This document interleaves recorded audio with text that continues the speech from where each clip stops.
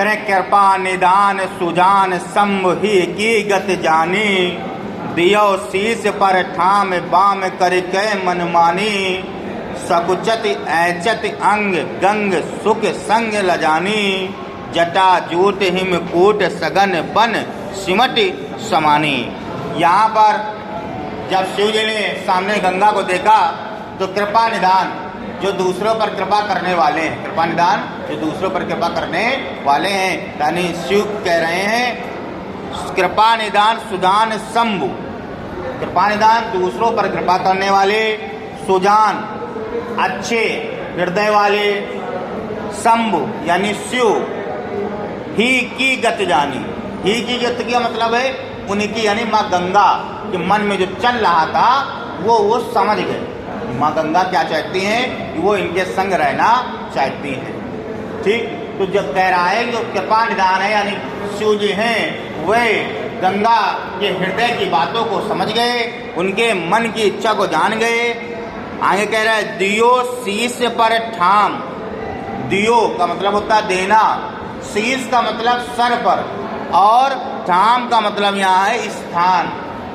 उन्होंने ये देखा कि माँ गंगा जो सम्मुख खड़ी है जल की धारा स्वरूप, तो शिव जी ने उसको स्त्री मान ली, माँ गंगा स्त्री है ही है, स्त्री मान लिया और स्त्री स्थान पाना चाहती है तो स्त्री को उन्होंने स्थान कहाँ दिया, सर पर। कह रहे हैं दियो शीश पर ठाम बाम करके मनमानी, जो उनके मन की अभिलाषा थी इनकी गंगा जी की, शिव ने उसको समझा और उसको समझकर उन्होंने क्या किया, अपने बालों को खोल दिया और कहा आ जाओ आप मेरे सर पर ही विराजमान हो जाइए। तीसरी लाइन क्या कह रही है, सकुचत ऐचत अंग गंग सुख संग लजानी। सकुचत, सकुचत का मतलब क्या होता है, संकोच, संकोच का मतलब होता है सिमट जाना। जब व्यक्ति संकोची होता है तो अपने मन की बात नहीं करता, सिमट जाता है ना, तो माँ गंगा भी क्या हो गई, सकुचित हो गई, यानी अपने विकराल रूप को क्या कर लिया, थोड़ा सा छोटा कर लिया। अंग गंग और अपना पूरा अंग यानी पूरा शरीर किसका, गंग का, लजाने लज्जावश क्या हुआ, उनकी जटा में ही स्थान देने लगे, यानी उनकी जटा में ही वेग आने लगा। जो गंगा का वेग धरातल की ओर जा रहा था, जब शिव जी मिले उन्होंने क्या किया, शिव के सर पर ही अपनी धारा को गिराने लगी। लेकिन जो विकराल धारा थी वो क्या हो गई, लज्जावश क्या हो गई, छोटी हो गई। जल उतना ही है, अपना विकराल रूप उन्होंने क्या कर लिया, सौम्य स्वरूप कर लिया, देख करके ही कर लिया था।